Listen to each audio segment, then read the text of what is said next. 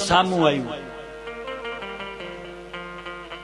હું સંસ્કારી બનું તો જગત સંસ્કારી બને. હું પાપી બનું તો જગત પાપી બને. સેવા નો અર્થ છે ગમે તે સેવા. એવું નહીં કે ભગવાનના મંદિરમાં જઈને જ સેવા કરો એટલે જ તમારું ઉપર ચોપડામાં નામ લખાય. નહીં, દરિદ્ર નારાયણની સેવા કરો, કોઈ વિદ્યાર્થીને મદદ કરો, એ એક પ્રકારની સેવા. ગરીબ માણસની દીકરીને પરણાવો, એ પણ એક સેવા.